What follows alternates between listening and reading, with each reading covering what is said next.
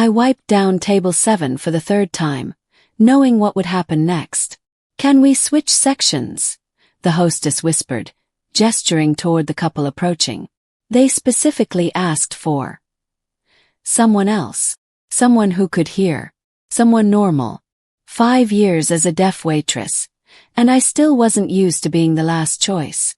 I nodded, smiled, and retreated to my corner of Luminaire, Chicago's most exclusive restaurant, where I was essentially invisible.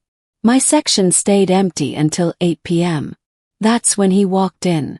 Tall, mid-30s, wearing a suit that probably cost more than my yearly rent. Dark hair, sharp jawline, and eyes that scanned the restaurant like he owned it. He probably did own half of downtown. The hostess tried steering him toward Marcus's section. The best tables, the best tips. He stopped her, pointed directly at my empty section. Me. My heart pounded as I approached.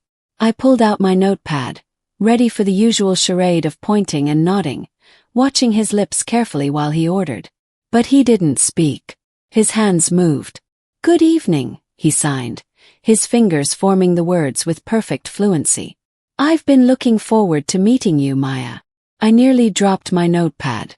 Nobody knew sign language here. Nobody. And he knew my name. "How?" I signed back, my hands trembling. He smiled, but it didn't reach his eyes. There was something desperate there, something haunted. "I need your help," he continued, his signs swift and precise. "My name is Alexander Chen, and I have a proposition that will change your life." He slid a business card across the table. Alexander Chen, CEO of Chen Global Industries. Net worth $4.2 billion according to last month's Forbes. "I'll pay you $300,000 for 3 months of your time," he signed. "But you need to decide tonight." My mouth went dry. $300,000. That was more than I'd make in 10 years. "What do you need?"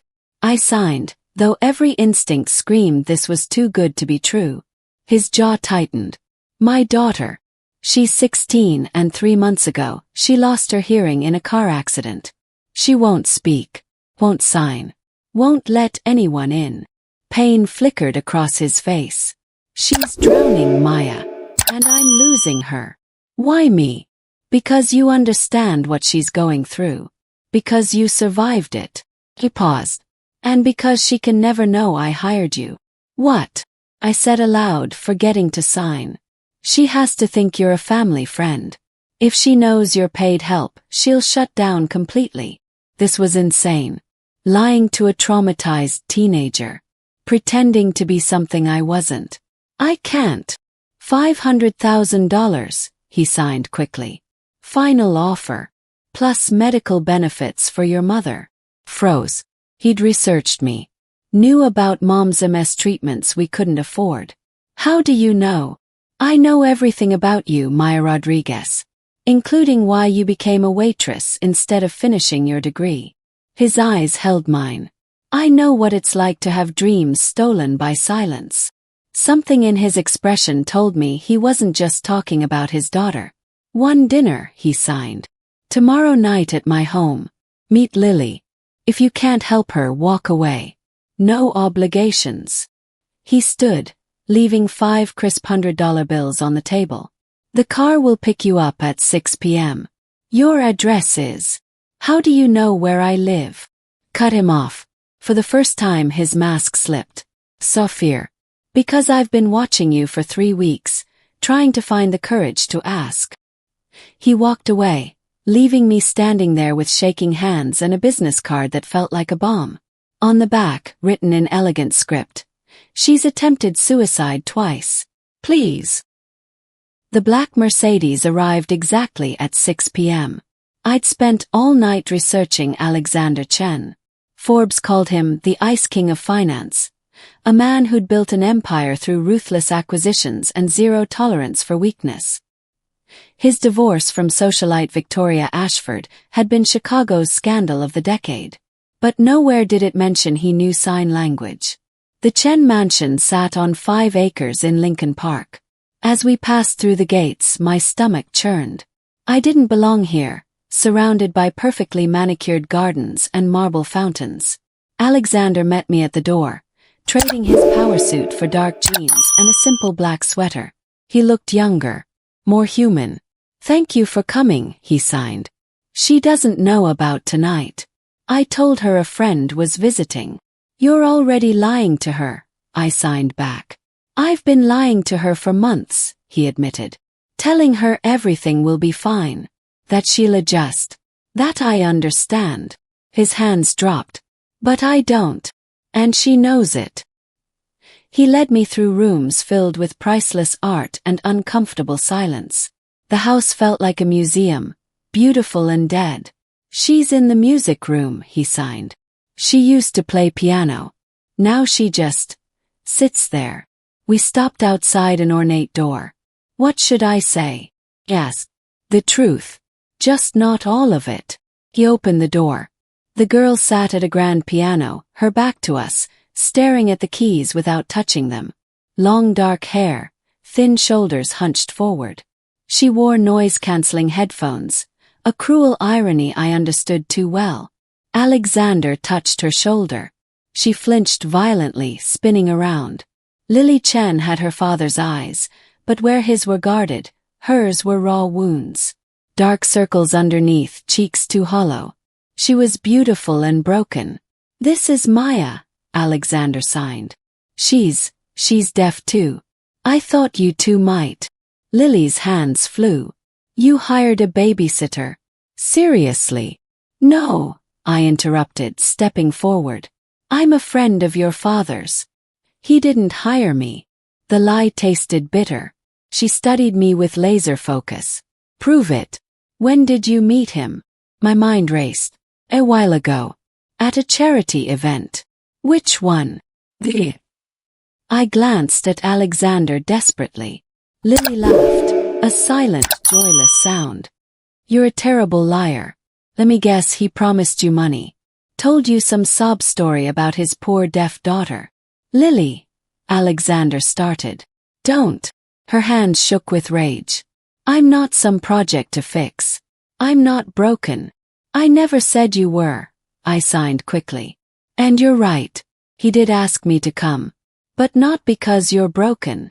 She waited, arms crossed. "Because he's terrified," I continued. "Because he doesn't know how to help you, and it's killing him." "Good," she signed viciously. "He should feel helpless. Like I do every single day." The words hit me like a physical blow. I remembered that rage. That desperate need to hurt someone else the way silence hurt me. "I was 16 too," I signed softly. "When I lost my hearing. Meningitis. 1 week I was normal, the next I was this." Her expression shifted slightly, curiosity breaking through anger. "Did it get better?" she asked. Could have lied. Given her false hope. "No," I signed honestly. "It got different. Some days are hell. Some days are just quiet." "Which is today?" "Hell," I admitted. "Because I agreed to lie to you, and I hate myself for it." Lily almost smiled. "At least you're honest about being dishonest." Alexander looked between us, confused and hopeful. "I'll make you a deal," Lily signed to me. "Stay for dinner.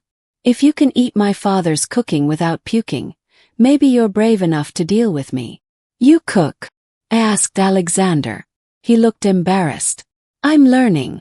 Victoria always had chefs." Lily's face darkened at her mother's name. Mom couldn't handle having a defective daughter. She left 2 weeks after the accident. The casual way she said it broke my heart. Dinner was burned pasta and honest conversation.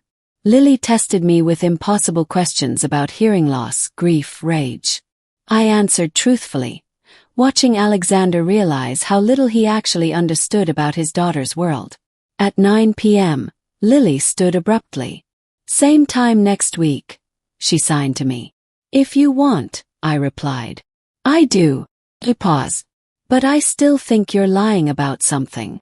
She left the room, and Alexander exhaled. "That's the most she's signed in 3 months, he told me. "You're hired." "I haven't agreed yet." "Name your price." The truth, I signed. Why do you really know sign language? This isn't just about Lily. His face went pale. Before he could answer, his phone buzzed. He glanced at it and went rigid. What's wrong? He asked. He showed me the screen. A news alert. Chen global stock plummets 30% on insider trading allegations. Someone's leaking confidential information from my board meetings, he signed, his hands shaking. If I can't find who, I'll lose everything. What does this have to do with? The leaks started exactly 3 months ago. He cut me off. The same week Lily lost her hearing. My blood ran cold. You think Lily? I think someone is using my daughter's grief to destroy me. And I need to know if she's a victim. His eyes met mine. Or an accomplice. The contract arrived at midnight. $500,000. Medical coverage for Mom. 3 months minimum commitment. I'd signed before my conscience could stop me. Now, a week later, I stood in the Chen mansion's library, watching Lily destroy her father's study through the security feed Alexander insisted I monitor. She does this twice a week, he signed, his face illuminated by the screen. Ever since I refused to let her quit school. On camera, Lily swept books off shelves, screaming silently at walls that couldn't hear her. Why are you showing me this? He asked. Because you need to understand what we're dealing with. He fast-forwarded to footage from last month. Lily, unconscious in a bathtub. Pill bottles scattered nearby. My hands froze. The maid found her in time, Alexander signed. The therapist says she's not actually suicidal. She just wants control over something. Anything. That's not how suicide attempts work, I signed sharply. Then help me understand. His composure cracked. Because I'm drowning here, Maya. Every board meeting I'm wondering if she's alive. Every phone call could be the one telling me I'm too late. I thought about my own dark months after losing my hearing. The bridge I'd stood on at 3 a.m., wondering if silence was better than this half-life. You can't save her by watching cameras, I signed. You have to let her trust you. She won't even look at me. Because you're terrified of her. She can feel it. He turned away, jaw tight. On his desk sat a framed photo, younger Alexander with a beautiful woman, both signing and laughing. The woman's face had been carefully scratched out. Who was she? He asked. His hands stilled. Someone I should have fought for. Someone my family made me give up because deaf women don't make suitable wives for future CEOs. The bitterness in his signs cut deep. Her name was Sarah. Deaf since birth. Artist. Activist. The only person who ever made me feel like I could be more than my father's empire. He picked up the photo. I learned ASL for her. Planned to propose. Then my father threatened to disown me, cut off my trust fund, destroy her non-profit. So you chose money, I signed. I chose cowardice. He set the photo down. Married Victoria 6 months later. Had Lily. Built my empire. And hated myself every day. Does Lily know? No one knows. Except now you. His eyes met mine. When Lily lost her hearing, it felt like punishment. Like the universe showing me what I'd thrown away. That's not how. I know. He smiled sadly. But grief isn't logical. And neither is watching your daughter become a stranger. Footsteps approached. We switched to voices as Lily entered, wearing the private school uniform she hated. Talking about me. She signed accusingly. Always. I signed back honestly. She almost smiled. Good. At least I'm interesting. She turned to Alexander. I need money. For what? None of your business. Lily. $200. Unless you want me to start stealing from your wallet again. Alexander pulled out cash without argument. Lily took it and left. That's the most she's communicated with me in weeks. He signed after she was gone. See. You're already helping. I'm enabling blackmail. Whatever works. My phone buzzed. Mom's care facility. Payment past due. Alexander noticed my expression. The signing bonus clears tomorrow. Tell them you'll pay in full by Monday. How did you? I told you. I know everything about you, Maya. Something in his tone made my skin prickle. That's creepy. That's thorough. I don't hire people without complete background checks. He pulled out a file. My file. Inside, photos of me at work, my apartment building, mom's facility. Bank statements. Medical records. My abandoned college transcripts. You had me investigated. Fury heated my hands. You're living in my home 3 days a week, influencing my daughter. Of course I investigated. This is stalking. This is protecting my family. We were both standing now, the space between us crackling with anger. You want to know what I learned, he continued. That you're brilliant. Scholarship to Northwestern for music theory. Perfect grades. Concert violinist. Then meningitis, and you dropped everything. I couldn't. You gave up. Just like I did. His signs softened. That's why I chose you, Maya. Because you understand regret. And maybe by saving Lily, we can both stop drowning in ours. Before I could respond, alarms blared throughout the house. Security guards rushed past. Alexander's phone erupted with notifications. What's happening? Sign. He stared at his screen, face draining of color. Someone just transferred $50 million from Chen Global's accounts. He looked up. The authorization came from inside this house. Lily. Her laptop. He was already moving. 10 minutes ago. While she was standing right in front of us. We ran to her room. Me. Her laptop sat open on her bed. Financial transfer screens still displayed. Where is she? I signed frantically. Alexander checked his phone. Location services. Turned off. Panic crept into his signs. She's never turned them off before. On Lily's desk, a note in angry handwriting. You want to lose everything like I did. Now you know how it feels. Your defective daughter. But something was wrong. The handwriting looked forced. And Lily's laptop was password protected. I'd watched her refuse to give Alexander access dozens of times. This wasn't her, I signed. Someone's setting her up. Who would? His phone rang. He answered, face going white. When he hung up, his hands trembled. That was the FBI. They're coming to arrest Lily for corporate espionage and theft. She's 16. They have evidence. Communications between her and my competitor, Marcus Zhao. Weeks of leaked information. All traced to her devices. It's impossible. She barely leaves her room. Unless. Alexander's expression turned to horror. Her therapy sessions.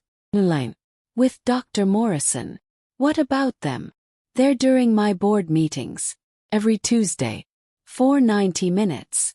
He pulled up calendar records, hands shaking. Every leak happened during or right after her sessions. You think her therapist?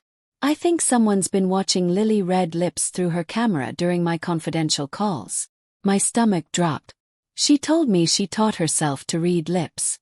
She's been practicing by watching TV through the walls of your study. My soundproof study, he signed grimly. Where I take all my classified calls. We stared at each other as the pieces fell into place. Find Dr. Morrison's office address, I signed. Now. Maya, the FBI. Can wait 5 minutes while we get actual evidence. Unless you want your daughter in federal prison. He hesitated, then nodded. 3 minutes later we had an address. What we found there would prove Lily's innocence.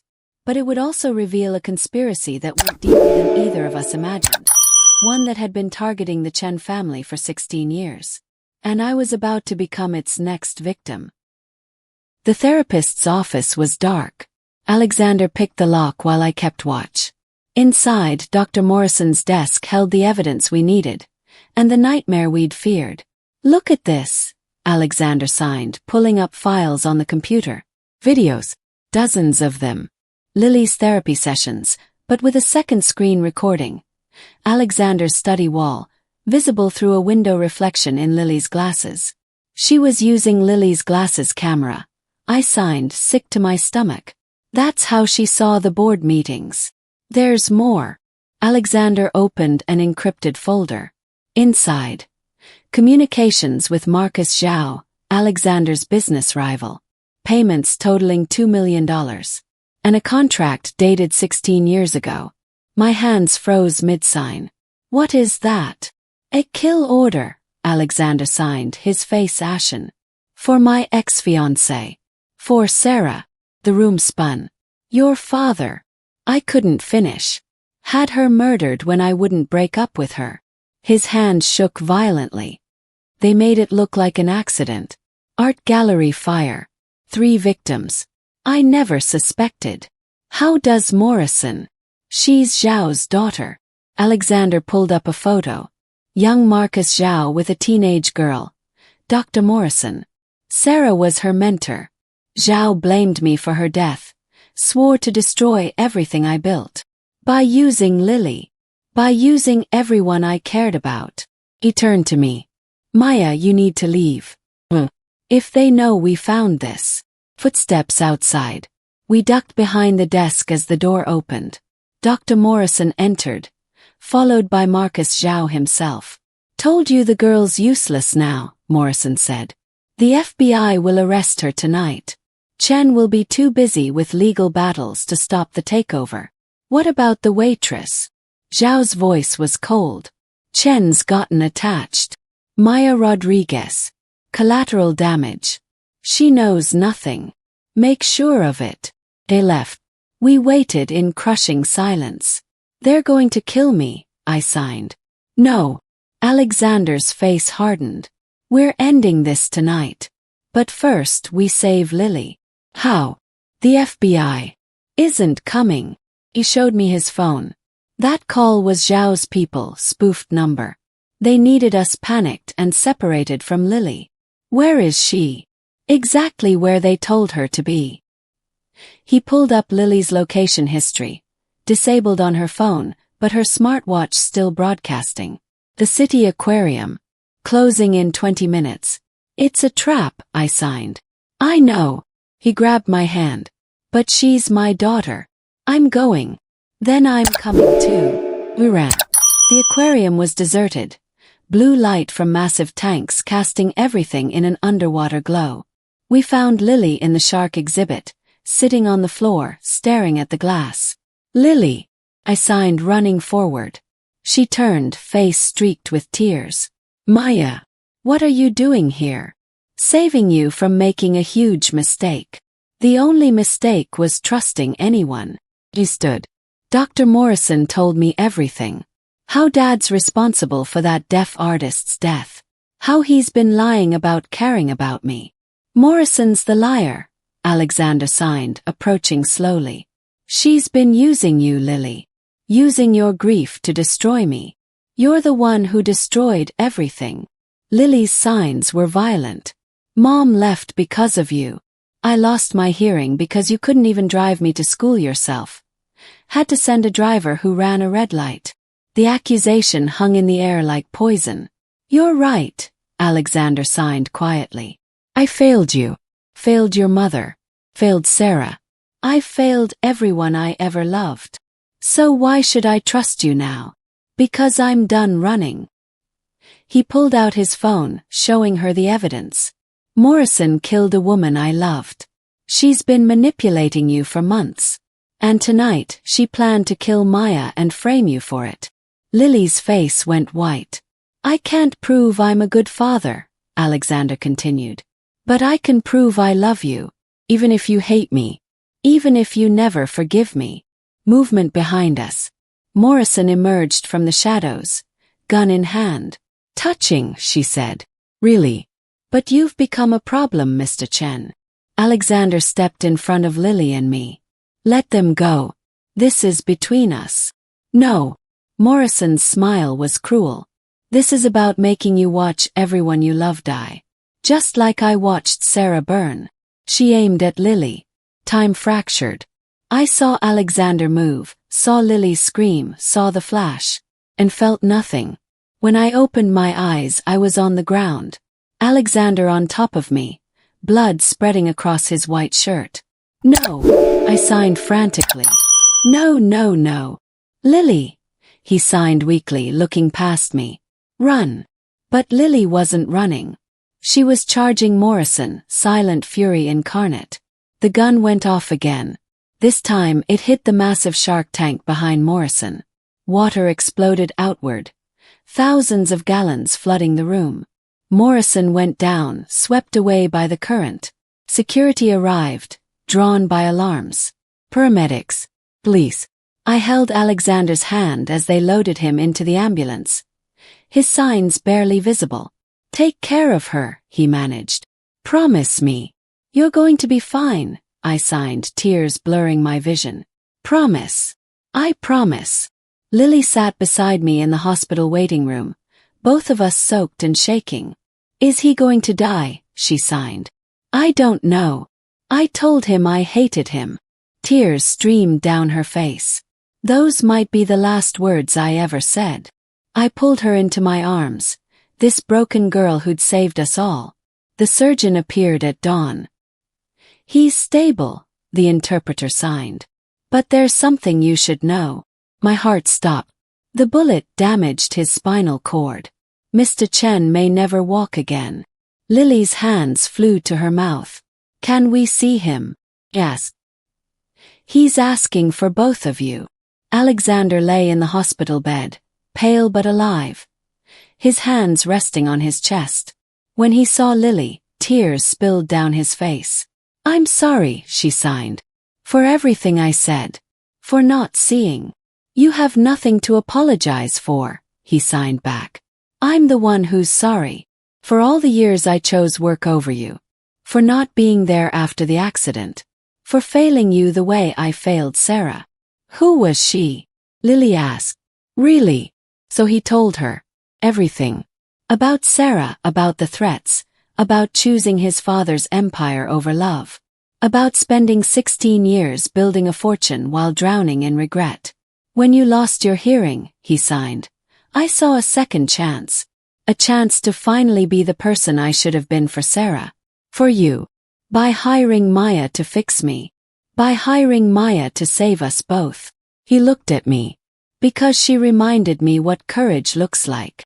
Lily looked between us, reading something in our faces. You love her, she signed to her father. Alexander's hands stilled. Lily. It's okay. She almost smiled. Sarah would probably approve. Maya's pretty badass. I'm standing right here, I signed, face burning. Good, Lily signed. Because there's something you both need to know. She pulled out her phone, showing us messages from an unknown number. Your father's company is about to collapse. But I can save it if you help me destroy him first. Someone who cares about you. Zhao contacted you directly. Alexander signed.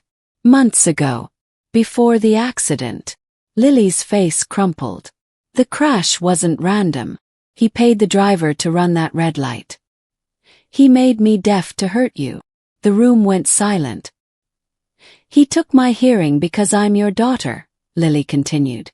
And I've been so angry at you, I never saw the truth. I'm the weapon. Always was. Alexander pulled her into his arms, both of them shaking with rage and grief. He's going to pay, Alexander signed when they finally pulled apart. For Sarah. For you. For all of it. How? Yes. Morrison's dead. Zhao will just deny everything. Lily smiled, cold and sharp, her father's daughter after all. Not if we give him exactly what he wants. Which is my testimony. She held up her phone. I've been recording everything Morrison said. Every manipulation. Every confession. All I have to do is pretend to cooperate. Wear a wire and... Absolutely not, Alexander signed. You're not going near that man. Dad. Lily's signs were calm. I'm deaf, not fragile. And I'm tired of being a victim. She was right. We all knew it. Then we do this together, I signed. All of us. Alexander started to protest, then stopped. For the first time since I'd met him, He looked at his daughter and actually saw her. Together, he agreed. 3 days later, the FBI raided Marcus Zhao's estate. Lily's testimony, combined with Morrison's files, buried him. Corporate espionage. Murder for hire. Attempted murder of a minor. The news called it Chicago's scandal of the century. Chen Global's stock soared. And I watched it all from Alexander's hospital room, holding his hand while Lily signed the entire courtroom testimony for him. "It's over," I signed when she returned, exhausted but triumphant. "No," Alexander signed. "It's just beginning." He looked at me with those dark eyes that had seen too much loss.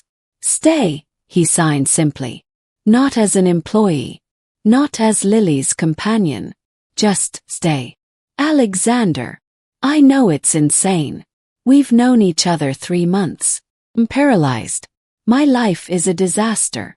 I was going to say yes, I signed. He blinked. "What?" "I'm insane too." Smiled. "And you're worth the chaos." Lily groaned. "You two are disgusting. But also, finally." She headed for the door. "I'm going to get coffee while you kiss or whatever." "We can't kiss with you watching." Sign. "Then hurry up before I come back." The door closed. Alexander pulled me down to his hospital bed, his hands framing my face. "I have one more confession," he signed. "What?" "I fell in love with you that first night. Watching you navigate a restaurant that treated you like you were invisible, but carrying yourself like a queen. I knew then you were the strongest person I'd ever meet." My throat tightened. "I'm not strong. I'm terrified." "Good." He smiled. "So am I." Our first kiss tasted like hospital coffee and second chances. When Lily came back 20 minutes later, she took one look and grinned. "Took you long enough." 6 months later, I stood in the Chen Global Industries boardroom, interpreting for Alexander as he addressed his board. He was still in a wheelchair, still rebuilding his company, still learning to navigate a world that suddenly questioned his capability. But he was also free, from his father's ghost, from Sarah's death, from the weight of secrets. "Motion to establish the Sarah Chen Foundation for Deaf Arts," Alexander signed, and I voiced. "Funding to be allocated from my personal estate. My daughter Lily will serve as youth director." Lily, sitting beside him in her own power suit, signed her acceptance speech. At 17, she'd become the face of deaf advocacy. Fierce, uncompromising, and brilliant. The board approved unanimously. Afterward, in Alexander's private office, the 3 of us collapsed onto the couch.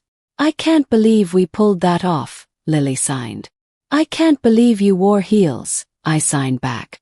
"I can't believe you're both making fun of me in my own office," Alexander signed, but he was smiling. His phone buzzed. He glanced at it and his smile faded. "What's wrong?" "Yes." He showed me the message. "Congratulations on your foundation. Sarah would be proud. Victoria, Alexander's ex-wife, who'd abandoned Lily and disappeared to Europe 6 months ago. She wants to come back," Alexander signed quietly. "For Lily." Lily's face went pale. "What?" "She claims she's been in therapy, working on accepting your deafness. She wants to try again. After she abandoned me." Lily's signs shook with rage. "After I needed her most, and she couldn't even look at me?" "It's your choice," Alexander signed. "I'll support whatever you decide." Lily stared at the message for a long moment. "Tell her." She paused. "Tell her I'll think about it. But she doesn't get to just walk back in like nothing happened." "Fair enough," I signed. "Also tell her my girlfriend wants to meet her first," Lily added with a mischievous smile. Alexander and I both froze. "Girlfriend? What? I can have secrets too." Lily grinned. "Her name's Ava. She's deaf, an artist, and Dad, you're going to love her because she reminds you of Sarah." "How long?" 3 months. We met at the foundation launch. "She's incredible." Lily's entire demeanor changed. Soft, vulnerable, happy. "I wanted to tell you, but everything was so crazy," and I wasn't sure how you'd react. Alexander pulled her into a hug. I'm happy for you. Bring her to dinner tomorrow. Both of you, Lily clarified, looking at me. Because you're family now too. My eyes burned. I'm just. Don't you dare say you're just Dad's girlfriend, Lily interrupted. You saved my life. You're stuck with us. Alexander took my hand. She's right. And actually, about that. He reached into his desk drawer, pulling out a small velvet box. My heart stopped. Alexander. I'm not proposing, he signed quickly. Not yet. We've only been together 6 months, and I want to do this right. He opened the box. Inside, a delicate silver bracelet with ASL hand shapes spelling out, courage. This was Sarah's, he signed softly. She wore it every day. After she died, I kept it, thinking someday I'd find someone worthy of it. Tears streamed down my face. You taught me that courage isn't about not being afraid. It's about showing up anyway. He fastened it around my wrist. Like you showed up for Lily. For me. For yourself. I love you, I signed. I love you too. He kissed my hand. But fair warning, when I do propose, it's going to be spectacular and embarrassing. I'm expecting fireworks and a flash mob of interpreters, I signed. That can be arranged. Lily made gagging noises. You two are the worst. But also the best. But mostly the worst. We laughed, and for the first time in months, the sound felt like hope. That night, I visited Mom at her care facility. Her MS had stabilized with the new treatments Alexander's insurance covered. You look happy, she said, reading my signs fluently after years of practice. I am. Terrified but happy. Good. Terror means you're living. Very inspiring, Mom. I'm serious, Maya. She took my hands. After you lost your hearing, I watched you give up on everything. Music, college, your dreams. You survived, but you weren't living. I know. But now, you're building something. Fighting for something. Loving someone who sees all of you, not just the tragedy. She smiled. That's worth being terrified for. What if I lose it all again? Then you'll survive again. You're stronger than you think. I hugged her, breathing in her familiar warmth. Alexander wants to meet you, I signed. Officially. With Lily and Lily's new girlfriend. So I'm meeting the whole family. Mom's eyes twinkled. Does this mean I need to give a speech about treating my daughter right? Please don't. Too late. I'm already planning it. Dinner was chaos. Ava was everything Lily had promised. Vibrant, opinionated, and utterly in love with Alexander's daughter. Watching them sign together, finishing each other's sentences, my heart ached with joy. Mom grilled Alexander relentlessly about his intentions, his company, his ability to adequately appreciate her daughter. He answered every question with grace and humor, winning her over completely.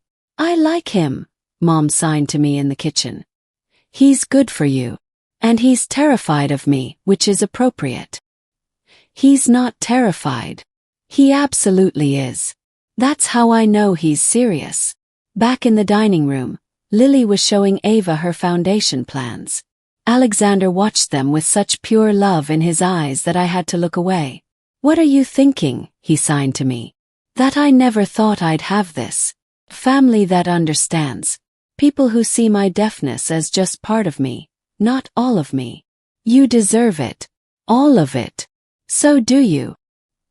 He pulled me close, and we stood there watching our chaotic, beautiful family argue about dessert in 3 different signing styles. Maya.